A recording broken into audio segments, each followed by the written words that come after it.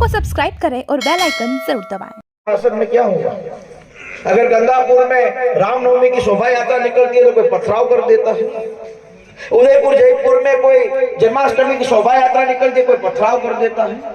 उदयपुर का एक कन्हैयालाल नाम का एक दर्जी कहता है कि जो काम कांग्रेस मुसलमानों को दे रही है, जो सहयोग मुसलमान को दे रही, हिंदू को नहीं दे रही। तो दो लड़कों ने जाकर कन्हैयालाल का गर्दन काट दिया। गुजरात आपके राजस्थान की कांग्रेस सरकार ने उस परिवार को एक भी मदद नहीं की।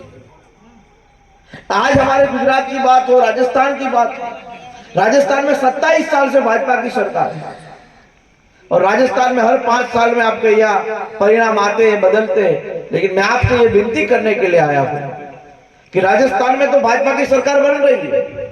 जब मैं कल परसों यहाँ से रतनपुर बॉर्डर से आ रहा था, वहाँ चुनावी प्रबंधक के लोग गाड़ियां चेकिंग कर रहे थे। पहचान गए, हार्दिक भाई कहाँ जा रहे हैं? मैंने कहा मैं बांसवाड़ा जा रहा हूँ। बोले क्यों, टाइम व्यर्थ कर रहे? मैंने कहा क्यों? तो कि स्टेट आईबी की, सेंट्रल आईबी की, सारी सरकारी अधिकारियों की रिपोर्ट है कि राजस्थान में 2/3 बहुमत के साथ भाजपा की सरकार बन रही है। तो अब राजस्थान में भाजपा की सरकार बन रही है तो अपना विधायक भाजपा का होना चाहिए।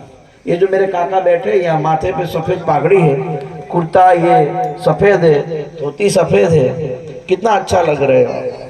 लेकिन यही अगर पागड़ी मान लीजिए कि पीली हो, ये कुर्ता काला हो और ये नीचे लाल हो तो कैसा दिखे? अच्छा दिखे ना दिखे? बोले कोई डोकरो जोकर जैसा लगे, ऐसा बोले। तो उसी प्रकार सेंट्रल में भाजपा की सरकार है, राजस्थान में भाजपा की सरकार बनने वाली है और फिर यहाँ विधायक कौन सा चाहिए? भाजपा। मैं जहां से विधायक बना 15 साल मेरा विरम गांव, 25 साल पीछे चला गया क्योंकि स्टेट में सरकार भाजपा की थी, विधायक कांग्रेस का था। 10 करोड़ रुपए ग्रांट नहीं आई 15 साल में। मैं विधायक बना 8 महीनों में 300 करोड़ रुपए की ग्रांट मुझे मिली, 300 करोड़। और उसका फायदा विरमगांव विधानसभा में बहुत सारे मेरे फाटक हुआ करते थे, मैंने 6 नए ब्रिज मंजूर करवाए, नए स्पोर्ट्स कॉम्प्लेक्स मंजूर करवाए, सड़कें मंजूर करवाए। तो ये काम तभी होगा जब अपनी सरकार का विधायक है। मेरी आपसे यही गुजारिश है कि आप सब लोग साथ मिलके भारतीय जनता पार्टी के उम्मीदवार को चुनाव जिताने में आप मदद करें।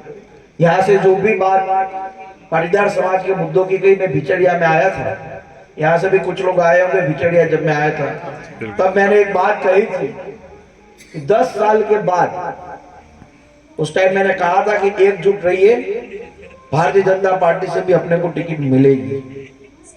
10 साल के बाद वल्लभनगर में पाटीदार समाज को टिकट मिलेगी और उसका फायदा क्या है?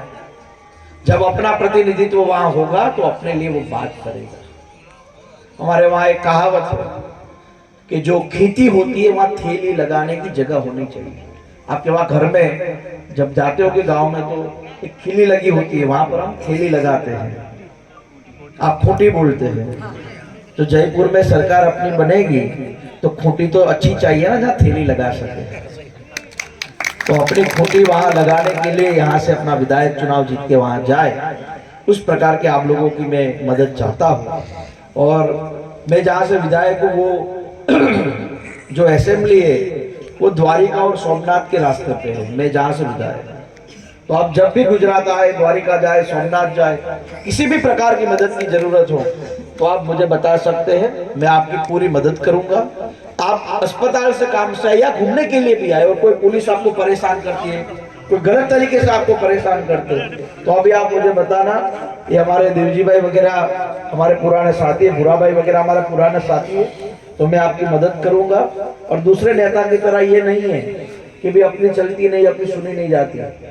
गुजरात में हमारी ही चलती है, हमारी ही सुनी जाती है और हमारा ही काम होता है।